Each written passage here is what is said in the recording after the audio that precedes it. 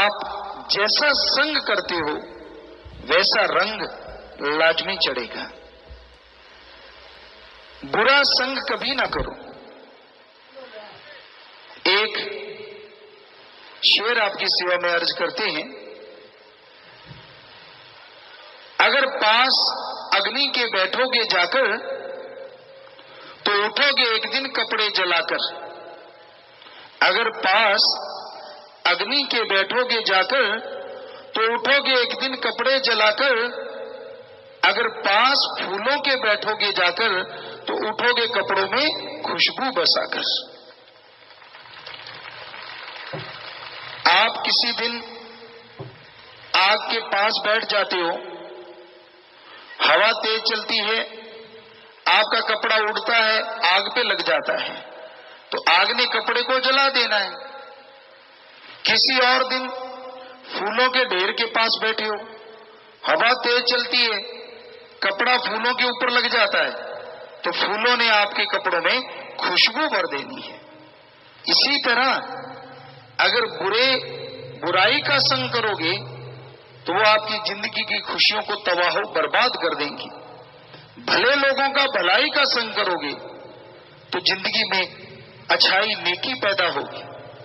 और अगर सत्संग करोगे, जीते जी गम दुख दर्द चिंता परेशानियों से मुक्ति और मरणोपरांत जन्म मरण से मुक्ति जरूर मिल जाती है। इसलिए हमारे धर्मों में लिखा है, सर्वोत्तम संग सत्संग है। श्री कृष्ण जी ने भगवान हुए, अवतार हुए, उद्धव को समझाते हुए लिखा है, हे उद्धव, न ज्ञान पुस्तकों का पढ़ना, ना तप, ना त्याग, ना दान, ना जंगल पहाड़ उजाड़ों में हठ जोगी बनना, उनसे जीव भगवान को जल्दी नहीं पा सकते जितना जल्दी की सत्संग के द्वारा। तो इसलिए सर्वोत्तम संग सत्संग है। आप आओ, सुनो और अमल करो। सुन के अगर अमल करते हो, सुन के अगर मानते हो, तो यकीनन आपको खुशियां मिलेंगी, यकीनन भगवान की कृपा दृष्टि के काबिल आप बन जाएंगे। इसलिए सत्संग सुन के अमल करना चाहिए। और सत्संग में क्या समझाया जाता है कि आप अपनी बुराइयां छोड़ो। बुरी आदत जिसको पड़ जाती है ना, कितना ही जोर लगा लो छूटती नहीं जल्दी से। एक कहावत है, पशु रस्सा चबाना लग जाए, चाहे उसको बिनोड़ा डालो, चने डालो, वो अच्छे नहीं लगेंगे, वो रस्सा चबाएगा ही चबाएगा। वैसे ही आदमी की आदतें हैं। जैसी आदत पड़ गई, अगर बुरी आदत पड़ गई, गलत आदत पड़ गई, मेवे मिठाइयां कितनी खिला दो, वो गंदगी में मुंह मारेगा ही मारेगा। कबीर जी ने लिखा है, चोर जुआरी क्या बदलेंगे तो माया के मजदूर। चोर जुआरी क्या बदलेंगे तो माया के मजदूर। मना रे तेरी आदत ने कोई बदलेगा हरि जन सूर।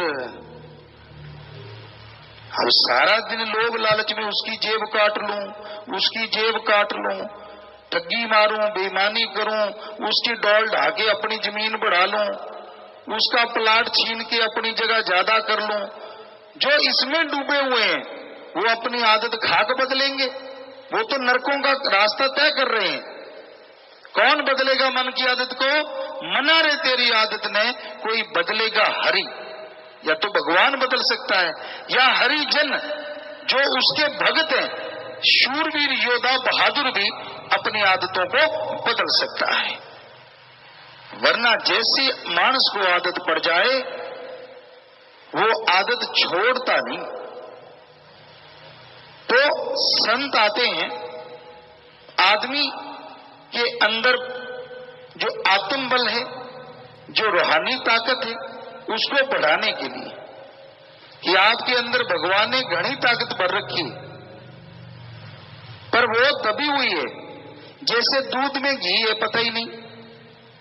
धरती में पानी, फूलों में खुशबू, सरसों तिलों के दानों में तेल। पर ये जब ज्ञान हो जाए कि ऐसे जाग लगाने से दूध जम जाएगा, उसको बिलोएंगे तो मक्खन आएगा, गर्म करेंगे तो छाछ अलग और घी अलग हो जाएगा, तो घी मिल गया। वैसे ही भगवान ने सबके अंदर आत्म बल, हरि रस, अमृत, आबो हयात लबालब भर रखा है। पर ये राम नाम की जब तक जाग नहीं लगाते, ये हरि रस पैदा नहीं होता। और ये अमृत, ये हरि रस जब आदमी अंदर से चख लेता है, अंदर से ले लेता है, तो जन्मों जन्मों के पाप कर्म कट जाते हैं और भगवान की कृपा दृष्टि के काबिल इंसान बनता चला जाता है।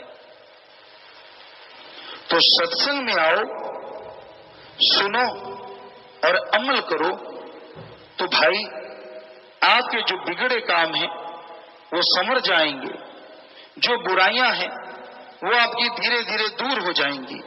और जैसे जैसे आपके अंदर से बुराइयां दूर होंगी, जैसे जैसे आप पवित्र होंगे, वैसे वैसे भगवान के नूरी स्वरूप के दर्शन होने शुरू हो जाएंगे। और भगवान के दर्शन से क्या होता है? उसकी कृपा दृष्टि मिलती है, उसकी दया में रहमत मिलती है, और इंसान अंदर बाहर से खुशियों से माला माल हो जाता है। तो आपसे यही प्रार्थना है, यही विनती है कि आप सत्संग पूरा सुनो और अमल करो। यकीन मानो, आपके अंदर की बेचैनियां, आपके अंदर के गम, दुख, दर्द, चिंताएं धीरे धीरे दूर होती जाएंगी और आप मालिक की कृपा दृष्टि के काबिल बनते जाएंगे, लायक बनते जाएंगे। तो संतों का काम जीवों को बताना है, जीवों को समझाना है। जो मान ले उसका भला होता है, और जो नहीं मानता, संत तो भला ही मांगते हैं, पर हर किसी को अपने कर्मों का फल भोगना पड़ता है। आपकी जगह पे आपके माता पिता, बहन भाई, बेटा, पति पत्नी कोई कर्म नहीं उठा सकता। कर्म कोई आपके काट सकता है तो राम का नाम। संत, पीर, फकीर वो भगवान से प्रार्थना करके, विनती दुआ करके आपके कर्मों का बोझ हल्का करवा सकते हैं। वरना जैसा बोओगे वैसा काटोगे। अगर बबुल का पेड़ बीजते हो तो उस पे आम नहीं लगते, तो भाई उसमें तो बड़ी सूड़ें आएंगी। कर्म अगर खोटे करते हो, बुरे करते हो, तो आने वाला टाइम, आने वाला समय आपके लिए बुरा होगा ही होगा।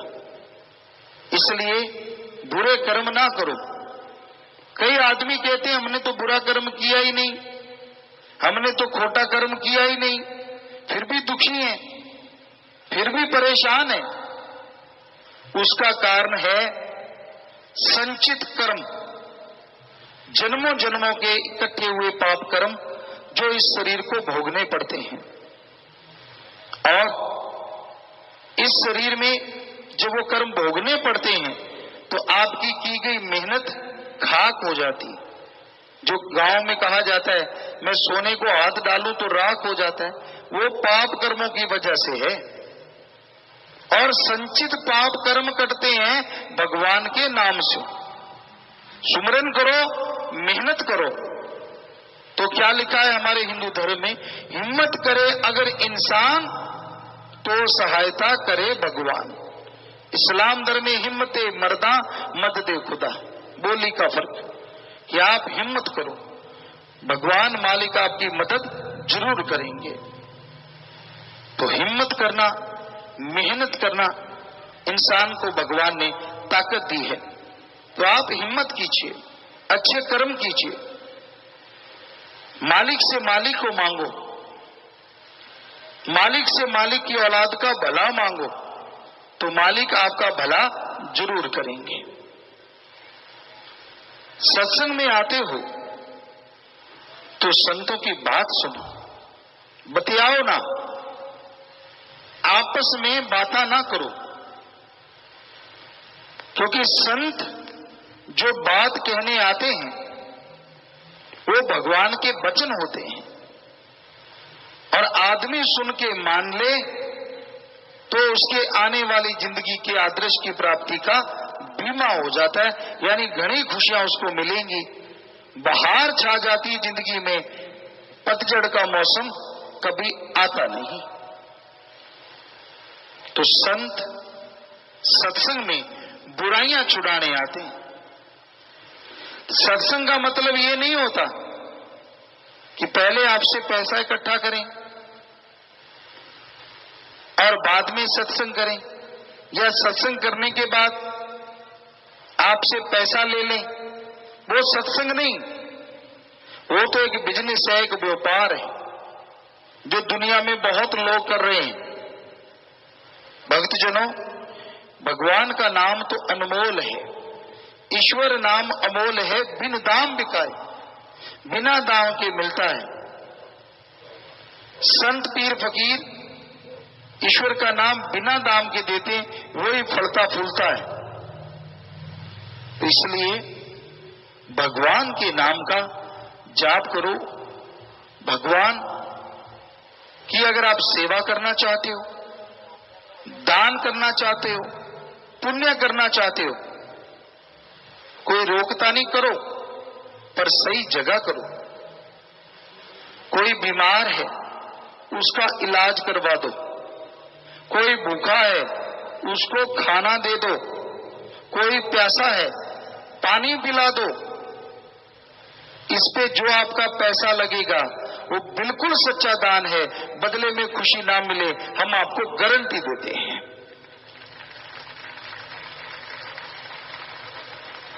और आप कहीं भी पैसा चढ़ा देते हैं तो हमारे जैसे लोग चढ़ाते हैं और हमारे जैसे उठा के खा जाते हैं। भगवान के पास तो एक नया पैसा नहीं जाता।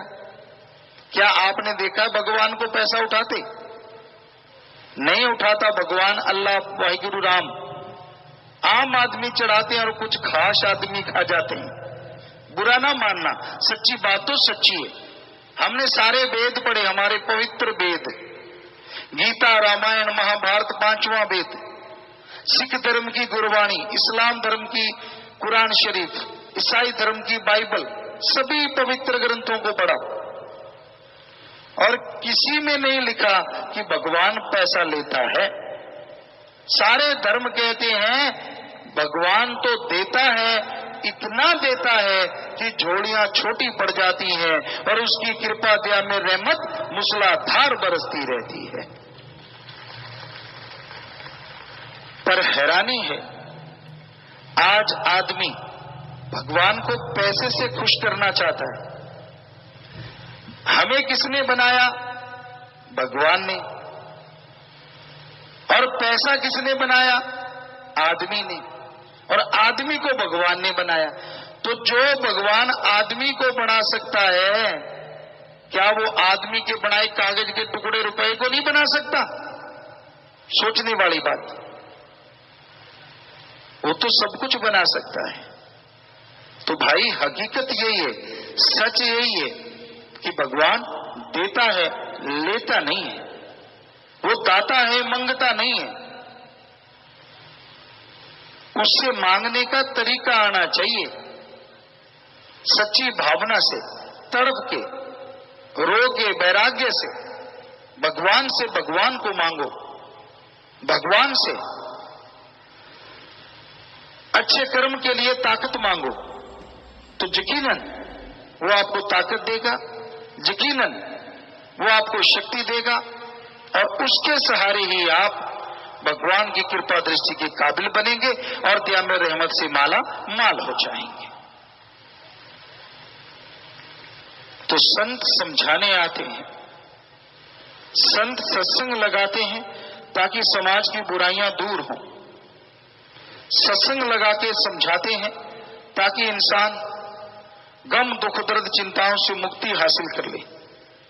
तो संतों की बात सुनो, अमल करो, मानो, तो वो नजारे मिलते हैं वो खुशियां मिलती हैं जो आपने कभी सपने में भी नहीं सोची होती। तो भाई, इस बारे में संत महापुरुषों का जो लिखा हुआ आएगा वो आपको सेवादर भाई पढ़ के सुनाएंगे। इस बारे में लिखा है, धन धन सतगुरु तेरा ही आसरा, सत्संग की इतनी महिमा है जिससे भगवान भी मोहित हो जाते हैं। इसलिए जिस तरह हो सके जीव संतों को ढूंढकर उनकी संगत करे, यही उसके छूटने का साधन बन जाता है। यदि जीव को किसी संत की सोहबत नसीब हो जाए और उस पर भरोसा आ जाए तो जिंदगी के आदर्श की प्राप्ति का बीमा हो जाता है। जी, तो सत्संग में जब जीव चल के आता है, सुनता है, अमल करता है, तो जन्मों जन्मों की मैल उतरती है। तो एक भजन आपकी सेवा में सुनाते हैं और उसके बाद उसी पे चर्चा करेंगे। आपके सवालात आप जो भी लिख के भेज देंगे तो वो जल्दी से लिख के भेज दीजिए, यहाँ पे पकड़ा दीजिए, और जैसे आएंगे तो उसका जवाब भी आपको जरूर देंगे। कोई भी बात आप पूछना चाहें लिख के भेज सकते हैं जल्दी से। अभी भजन में सुना सत्संग की चर्चा। सत्संग में थाने 12 लाख से कीरे वंशज थे भाई, कीरे वंशज थे। और अगली लाइन में इसका जवाब है, मालिक स्यू थे बिछड़ रह आया, मालिक रह वंशज हो भाई, मालिक रह वंशज हो। संगत में संत बात साची कर सी। हर कोई कहता है कि मेरा वंशज वो था, मेरे पुराने बुजुर्गों का नाम ये था, हमारी पीढ़ी वहां से चली थी। पर कितने, कोई 10, कोई 20, कोई 100, कोई 200 बुजुर्गों का बता सकता है। पर असलियत में हम किसके वंशज हैं? हमारे धर्मों की बात जो कि 100% सच है, उसके अनुसार देखें तो हम उस ओंकार के वंशज हैं जिसने ब्रह्मा जी, विष्णु जी, महेश जी को बनाया। कहते हैं ये जो शरीर बने, संभय मनु, हिंदू धर्म में ब्रह्मा जी के बच्चे संभय मनु और औरत सतरूपा, उसकी औलाद हैं हम सारे के सारे। और इस्लाम धर्म की माने तो वो कहते हैं आदम और हव्वा की औलाद, आदमियत। सिख धर्म की माने तो एक ओंकार, वो भगवान, वो वाहिगुरु, वो राम जिसका कोई आकार नहीं, पर उसके बिना किसी का कोई आकार नहीं, सारे उसी से बन के आए। ईसाई धर्म की माने तो द सुप्रीम पावर गॉड, वो भगवान, वो मालिक कि हम औलाद हैं, इंसानियत हमारी जात है। तो हम सब उस परम पिता परमात्मा के, परम शक्ति के वंशज हैं। सबके सब भाषा अलग हो गई, महापुरुष आए, वो जो भाषा बोलते थे उसके अनुसार हिंदू, मुस्लिम, सिख, ईसाई और भी अलग अलग धर्म बने। पर पानी को जल कह दो, वाटर, वाशर, आब, नीलू, नीरू, अनि, तो पानी का नाम बदलने से क्या पानी का स्वाद या रंग बदलेगा? नहीं बदलता। सोचने वाली बात, छोटा सा पानी, उसका नाम बदलने से अगर वो नहीं बदलता तो भगवान का नाम बदलने से भगवान कैसे बदलेगा?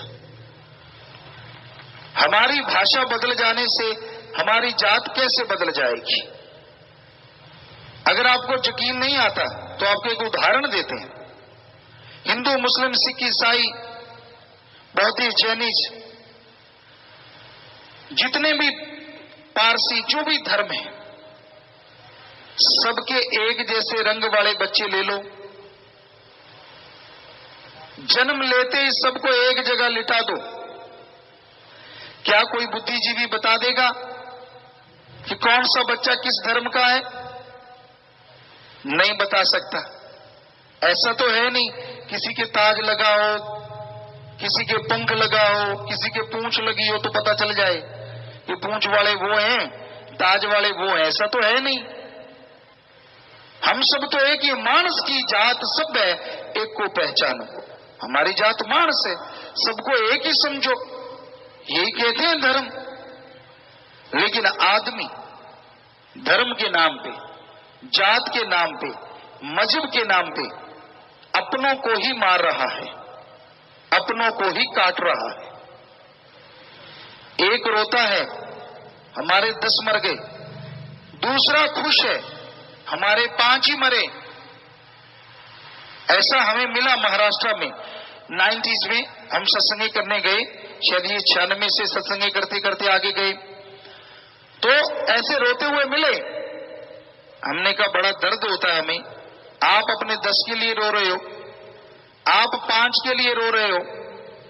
अरे 15 के 15 ही इंसान मरे, 15 के लिए कोई भी नहीं रोता। मरे तो सारे इंसान, पर नहीं, आदमी अपने धर्म जात मजहब को इंसान समझता है और दूसरे को पशु, जो कि धर्मों में नहीं सिखाया। धर्म शब्द का मतलब है धारण कर लो, अपना लो, ग्रहण कर लो।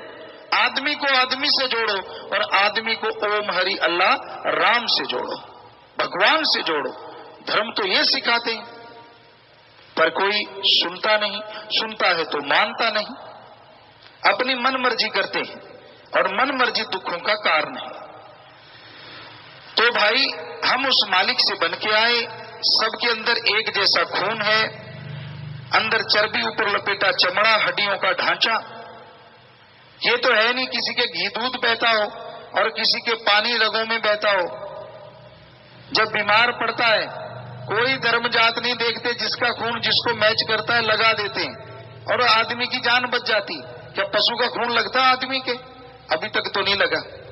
कलयुग का कुछ भरोसा नहीं लगने लग जाए तो सीधी सी बात, हम सब एक हैं और हमारा मालिक एक है। यही सच्चाई है, चाहे कोई माने चाहे कोई ना माने, पर धर्मों की सच्चाई आपको बता रहे हैं। धर्मों में कोई ऊंच नीच नहीं, कोई छोटा बड़ा नहीं। तो भाई सत्संग में सो भेद बतावे किया प्रभु ने मिलसी, भाई रू रूपी मुरझाई कलियो की विधि सु खिलसी, आओ सत्संग में बिगड़या थारा काम बनसी रे। इस बारे में लिखा बताया है, आप अच्छे हो या बुरे परवाह नहीं, आप किसी कमाई वाले महात्मा के सत्संग में जाओ, वहाँ रूहानी तंदुरुस्ती की ताजा हवा तुम्हें रूहानी तंदुरुस्ती और ताजगी देगी। तुम्हारे देखते देखते ही आप नेक बनते जाओगे और सारे देवी गुण तुम्हारे अंदर प्रकट होते जाएंगे। दिल मन से सत्संग के वचन सुनते सुनते और उसका रस लेते लेते आपको आसानी से मन इंद्रियों पर काबू पाने की ताकत आती जाएगी और साधु संग में सुरत ठहरने लग जाएगी। जी, तो सत्संग में जब जीव आता है जन्मों जन्मों की महल उतर जाती है। सत्संग एक रूहानी कॉलेज रूरे बारे बतावे, जठे रूरे बारे बतावे, प्रभु से मिलने रो ई में असली पाठ पढ़ावे, आओ संगत में हिबड़ो थारो खुशी से भरसी रहे। तो अगले अंतरी में ये आया कि सत्संग में जो ज्ञान दिया जाता है इंसान की पूरी जिंदगी में वो काम आता है, पूरी जिंदगी उससे खुशियां मिलती रहती हैं। आपको एक छोटी सी सच्ची कहानी सुनाते हैं। एक चोर था, बड़ा ही शातिर चोर। राजा महाराजाओं का समय था उस टाइम, तो वो चोर चोरी करता था, कभी पकड़ा नहीं गया था। बड़ा ही जबरदस्त, बड़ा चालाक, बड़ा शातिर। जब वो मरने लगा तो उसने अपने बेटे को सिखाया, क्योंकि चोरी के गुरु सिखा दिए थे। कहने लगे, बेटा कभी पकड़े जाओ तो मानो ना कि मैंने चोरी की है, पर सबसे पहला गुण ये है, चोरी करो, चोरी का सामान सबसे पहले छुपा दो, खुर्द बुर्द कर दो, क्योंकि चोरी उस समय में जिसके पास से सामान मिलता था यही सबूत होता था कि वही चोर है। तो कहता सामान नहीं मिलना चाहिए, और दूसरा मानो ना कभी भी कि मैंने चोरी की है। और एक बहुत जरूरी बात, बेटा कहने लगा इससे भी जरूरी, कहता हाँ सबसे जरूरी, क्या संतों की सत्संग में कभी ना जाना। तो चोर कहने लगा ठीक है। अब चोर मर गया, चोर का बेटा भी चोर, वो चोरी करनी शुरू कर दी, वो भी शातिर। लेकिन एक दिन बादशाह के राजमहल से चोरी कर रहा था, सैनिकों ने देख लिया और पीछे पड़ गए। आगे आगे चोर, पीछे सेना, दौड़ता गया, झांसा दिया। एक जगह इकट्ठ था, उसने देखा एक भोली सी माता, उसके नए नक्श को दिमाग में बिठा लिया, उसके थैले में हीरे जवाहरात डाल दिए, सामान खुर्द बुर्द कर दिया और अंदर चला गया। ये अंदर क्या जा रहे हैं लोग, क्यों जा रहे हैं? देखा तो आगे संत बैठे हैं, सत्संग कर रहे हैं। तो कानों में उंगलियां दे ली कि बापू ने कहा था सत्संग नहीं सुनना। अब आदमी की आदत है, आदमी को कह दो इधर मत देखो, कुछ देर तो नहीं देखेगा, बाद में देखेगा जरूर उधर है क्या जो मुझे रोका है, आदत है। तो चोर के भी दिल में है यार ऐसा संत क्या कहते हैं जो बापू ने रोका कि इसकी बात नहीं सुननी। उसने कानों में से उंगलियां निकाली, संतों के वचन आए, देवी देवताओं की परछाई नहीं होती। उसने कानों में फिर उंगलियां दे ली, कानों में उंगलियां दे ली और चुपचाप बैठ गया। बाहर निकला जब सेना ने पकड़ लिया, क्योंकि सैनिकों ने देखा था कि ऐसा हुलिया है, ऐसा आदमी है। पकड़ के ले गए राजा के पास। राजा ने पूछा क्या भाई इसके पास सामान मिला? कहते ना जी बादशाह इसके पास सामान तो नहीं है। क्या लगा फिर? कहते जी हमने इसको खुद देखा है दौड़ते हुए, पांव देखो इसके हैं पर सामान नहीं है। वो चोर से पूछे, चोर माने ना, कहता मैंने तो चोरी की ही नहीं, मैं तो वैसे ही घूम रहा था इधर, पैरों के निशान है तो क्या हो गया। अब बड़ा चक्कर पड़ा, जैसे पूछना चाहते थे सैनिकों ने पूछा पर वो माना नहीं। राजा की जासूस हुआ करती थी, लड़कियां भी लड़के भी। एक बहुत तेज थी, कहने लगी बादशाह मुझे पता है चोर कैसे मानेगा, मैं मना लूंगी सच। बादशाह कहने लगा कैसे? कहने लगी ये देवी को मानते हैं चोर, और मैं देवी बन के जाऊंगी, हो ही नहीं सकता कि चोर झूठ बोले। बादशाह कहने लगा बात तो तेरी सच्ची है। अब उस शाम का समय हुआ, उस जासूस ने, उस लेडी ने वैसे कपड़े पहने, देवी वाले 2 नकली हाथ लगा लिए, पूरा सज धज के चल पड़ी। जेल खाने में 2-3 दरवाजे थे, अब लोहे की सलाखें थी। चोर देख रहा है कौन आ रहा है, कोई औरत, मसाले थोड़ी थोड़ी जग रही थी कि लगा ये तो भाई कोई अलग औरत है। जैसे ही गेट के पास आई तो पहरेदार धड़ाम से गिर गए, क्योंकि पहले से सेटिंग की थी, और गिरते गिरते दरवाजा भी खोल दिया, खूंटा तो पहले खोल रखा था। चोर ने कहा तेरी ये तो माता है, देखो पहरेदार बेहोश हो गए और गेट अपने आप खुल गए। अब दूसरे गेट पे पहुंची, वहां भी वैसा ही हुआ, पहरेदार गिर गए, गेट अपने आप खुल गए। तीसरा गेट भी ऐसे खुला और वो माता बनी जासूस पहुंच गई चोर के पास। चोर ने पांव पकड़ लिए, रोने लगा, ओ मां मैं इतना पापी, आपने इतना ही कृपा की, इतनी दया की, आप मेरे पास आ गई। मां कहने लगी और बेटा तेरा दुख मेरे से देखा नहीं गया, तेरा दुख दूर करने आई हूं। चोर तो रो रो के बुरा हाल, क्योंकि वो देवी का भगत था। तो कहने लगी बेटा ये बता सच सच, तेरे पाप काट दूंगी, तूने चोरी की या नहीं की? अब चोर ने कहा इससे बढ़िया मौका क्या हो सकता है, सारे पाप धुल जाएंगे, बता दे। अब चोर जैसे बताने लगा, मशालें जगी हुई थी, तो उस औरत की परछाई दीवार पे पड़ रही थी लंबी।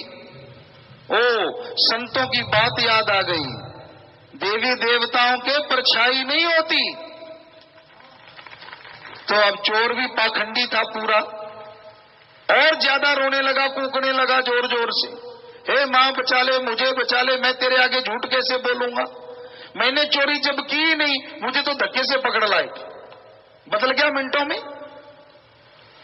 अब वो जासूस जो मां बनी थी, उसने 2-3 बार पूछा, वो रो रो के पांव पकड़ लिए और कहने लगा मुझे छुड़ाओ। कहती चल मेरे साथ, क्योंकि वो राजा से पावर लेके आई थी। उसको पकड़ा, साथ ले गए, बादशाह के सामने पेश कर दिया कि बादशाह सलामत, ये चोर नहीं है, मेरी गारंटी है। अब चोर को उस समय क्या होता था, सूली पे टांग देते थे, तो चोर की तो जान बची। वो भागा उस गांव में, यहां संत थे, वहां संत चले गए थे। दूसरे गांव में पहुंचा, यहां संत थे, तो संतों को मिला, चरणों पे गिर गया, कहने लगा हे गुरुजी, हे संत, मेरे बाप ने मुझे गलत पट्टी पढ़ाई थी, अरे आपके एक वचन ने आज मेरी सूली काट दी, मेरी जान बख्श दी। अगर मैं पूरी सत्संग सुन के दिलो दिमाग में बिठा लूं तो संत कहने लगे तेरे जन्म मरण की सूली कट जाएगी। तो संतों की, फकीरों की सत्संग का इतना प्रताप होता है, आदमी सुने, मान ले तो जन्मों जन्मों की मैल कटती है, जन्मों जन्मों के पाप कट जाते हैं। पर श्रद्धा से सुनो, भावना से मानो तो ये सारा फल मिलता है। अगर इधर से सुना, इधर से निकाल दिया, फल तो कुछ ना कुछ मिलेगा, पर उतना नहीं जितना मिलना चाहिए। तो सत्संग में चल के आइए, दीनता से, नम्रता से, ध्यान से आप सुनिए, तो आपके तमाम दुख दर्द दूर होंगे, परेशानियां दूर होंगी, और प्रभु की कृपा के पात्र आप बनते चले जाएंगे।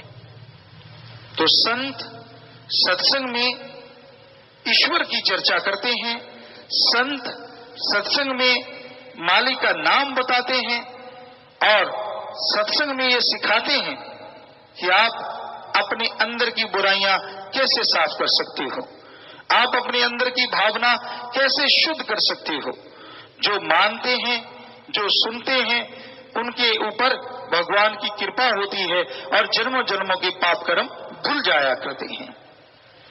तो भाई, मन माया ने जाल रूपे बुरी तरह से कस्यो, भाई बुरी तरीके कस्यो, विषय विकारा रह चोगे में रूप क्षीणो फस्यो विचारो, रूप क्षीणो फस्यो, निकल सके है जीव जो सत्संग कर सीरे। इस बारे में लिखा बताया है, काल भूत की हस्तनी मन बोरा रे, चलत रचो जगदीश, काम सुआए गज बस परे मन बोरा रे, अंकुश से हो शीस, बिखे बाच हरि राच, समझ मन बोरा रे, निर्भय होए न हर भजय मन बोरा रे, गए हो न राम जहाज। मन बड़ी जालिम ताकत है। आप बैठे कहीं और हो, दिखते कुछ और हो, और अंदर मीटिंग कुछ और ही चल रही है। मन की गंदी सोच आदमी को नरकों में ले जाती है, ये भले काम नहीं करने देता। पहले आपको ये बता दें, मन है क्या। आदमी के दिमाग को गंदे बुरे नेगेटिव विचार जो देता है वो है मन की आवाज। आदमी के दिमाग को अच्छे भले नेक विचार जो देता है वो है आत्मा की आवाज, अंदर की आवाज। तो मन बुराई का प्रतीक है, बुराई की जड़ है। ये हमेशा बुरे ख्याल देता है, बुरी सोच देता है। मन की बुरी सोच, मन की घटिया सोच आदमी को सुमरण नहीं करने देती। कौन सी सोच देता है? काम वासना, विषय विकार। आदमी औरत की तरफ, औरत पुरुष की तरफ आकर्षित होते हैं। लड़ाई झगड़े, कत्लो गारत इससे बढ़ती चली जाती है। आदमी गंदगी का कीड़ा बन जाता है। फिर है क्रोध। मन के ये सारे अधीन हैं। क्रोध, जब गुस्सा आ जाए आदमी चंडाल बन जाता है। चंडाल, सामने मां, बाप, बेटा, बेटी कोई भी आए सबको गाली गलौज करेगा, सबको बुरा बोलेगा, क्योंकि तब चंडाल का रूप हो जाता, बेरहम। तो जितना टाइम क्रोध में जला वो श्वास खत्म, बाद में उसके लिए रोएगा मैंने ऐसा क्यों किया, वो श्वास खत्म, बर्बादी हो गई। फिर है लोभ। लोभ लालच। लोभ है सर्व पाप का बाप। लोभ लालच जब आ जाता है तो आदमी पाप करता चला। ना भाई भाई को मार देता है, बाप बेटे में झगड़े शुरू हो जाते हैं, सिर्फ लोभ लालच की वजह से। मोह ममता, आज के युग में मोह ममता बहुत छाया हुआ है। अपनों तक सीमित हैं लोग, अपने अलावा कोई दूसरा या दूसरे की सेवा करता है तो मालिक का प्यारा, वरना अपनों तक, अपने लिए बना लिया, बच्चों के लिए आगे से आगे, आगे से आगे बनाना गलत नहीं है, पर किसी का हक मार के बनाना, किसी का मुंह का निवाला छीन के बच्चों को खिलाना, वो धीमा जहर होता है, हरी रस अमृत नहीं बनता। और फिर है अहंकार। किसी को ऊंचे धर्म का, किसी को ऊंची जात का, किसी को किसी गुण का, किसी को राज पहुंच का, किसी को अपनी औलाद का, किसी को धन दौलत का, और अहंकार को मार पड़ती आई। रावण से बड़ी मिसाल कोई नहीं है। रावण बहुत बड़ा इंसान था सीता जी के उठाने से पहले।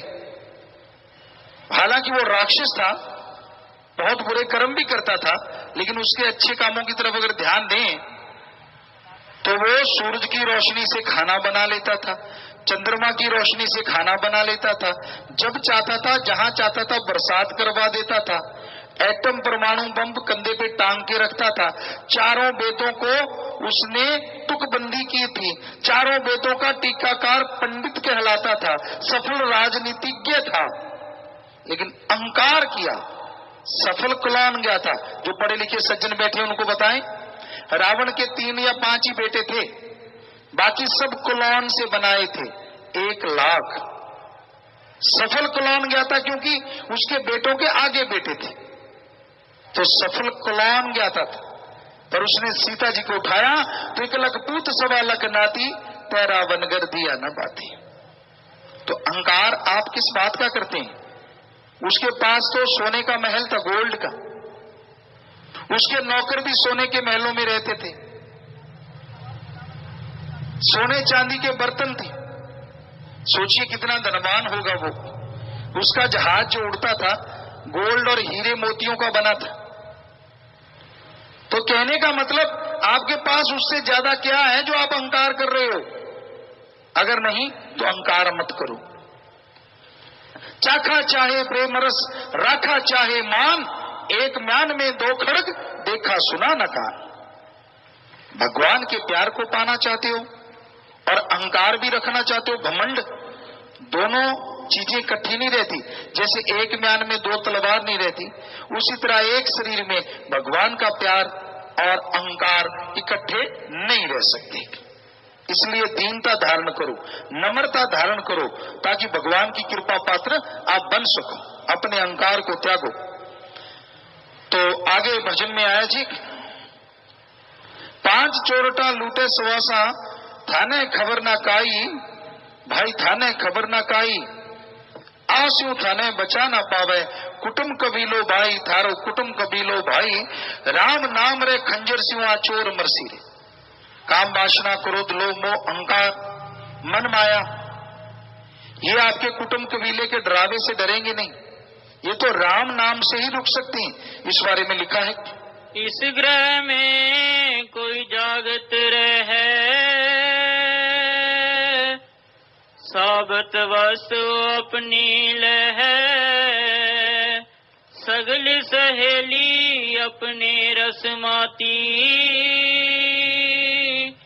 ग्रह अपने की खबर न जाती।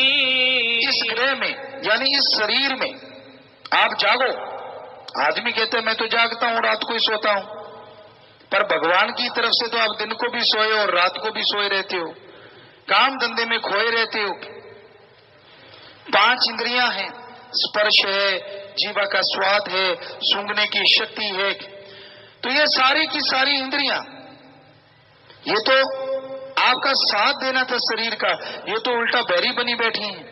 गलत सूंघना, गलत स्पर्श से आनंदित होती हैं। तो आप 5 चोरों से लूटे जा रहे हैं। राम से, उस भगवान से प्रार्थना करो, अल्लाह मालिक ईश्वर से, तो वो आप पे कृपा करेगा।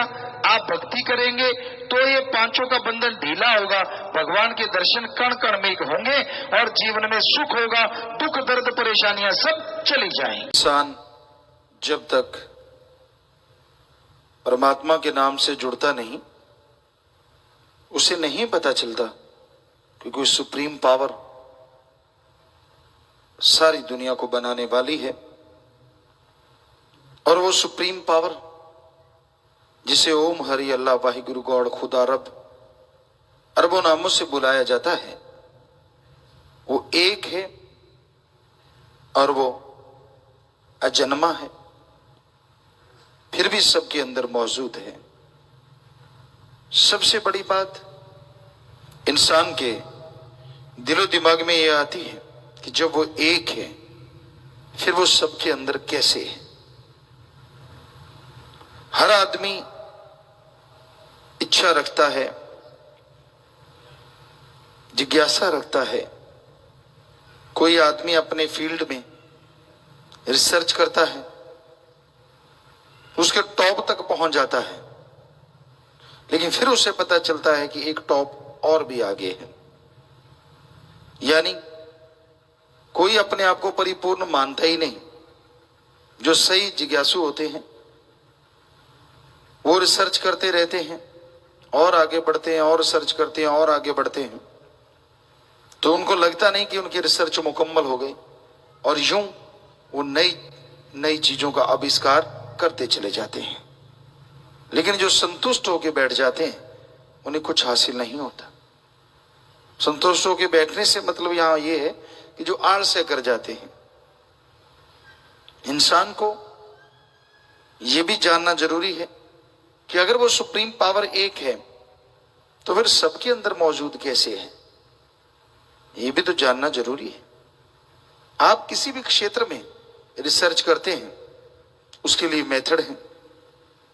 आप कोई ना कोई संस्था से जुड़े हैं, पैसा लेते हैं, पैसा खर्च करते हैं, तो जाके आप उन मेथडों के द्वारा फार्मूलास लगा लगा के आप अपनी रिसर्च मुकम्मल करते हैं।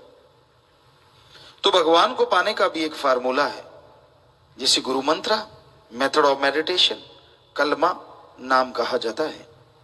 जब तक आप उसे लेंगे नहीं और सर्च नहीं करेंगे, तब तक आप भगवान के बारे में कैसे कह सकते हैं वो है कि नहीं है।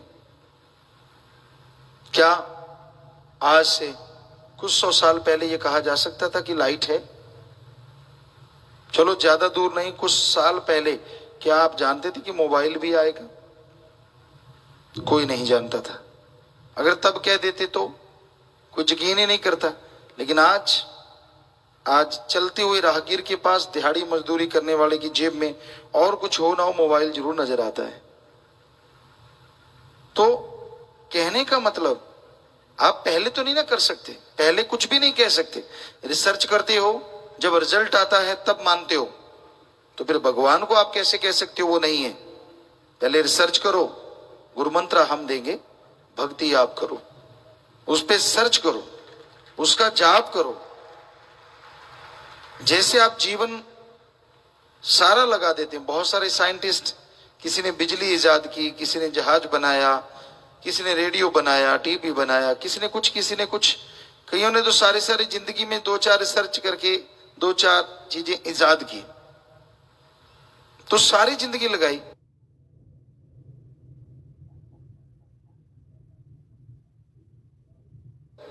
चलो आप सारी जिंदगी नहीं, घंटा सुबह शाम 2-3 महीने ही जाप करके देख लो। 2 महीने भी घंटा सुबह शाम जाप करो तो टोटल कैलकुलेट करें 5 दिन और रात बनते हैं। सिर्फ इतना ही टाइम बनता है 2 महीने में, तो इतना ही जाप करके देख लो। सही लगन से, सच्ची भावना से, वैराग्य से, बदले में मालिक के नजारे ना मिले तो कहना। बैठे बैठे मुंह उठा के कह देना भगवान होता ही नहीं, चंद किताबें पढ़ ली और अपने आप को कुछ कहलवाने लग गए, तो इसका मतलब ये थोड़ी है कि आप भगवान से भी आगे निकल गए। ये कह देना कि भगवान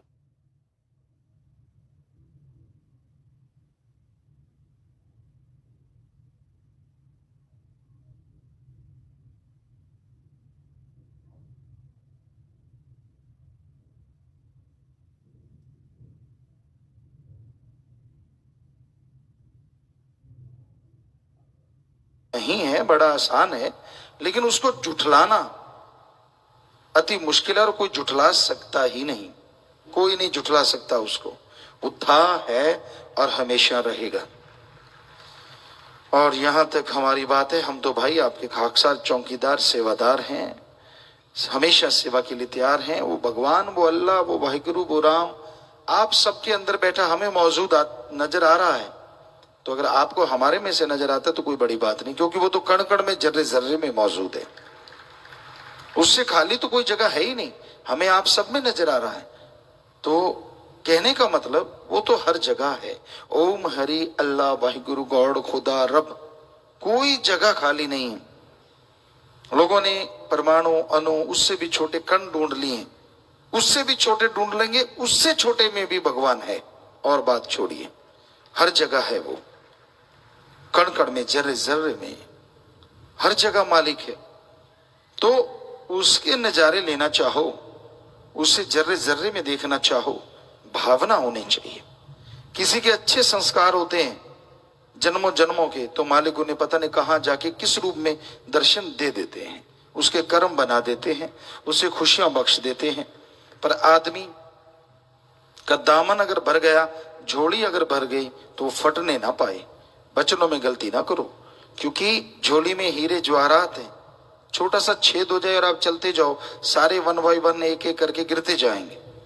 उसी तरह मालिक की रहमो करम दया में रहमत अपार है, अपरंपार, जिसका कोई लिख के, बोल के, तुलना करके, किसी भी तरीके से उसके रहमो करम का वर्णन नहीं कर सकता।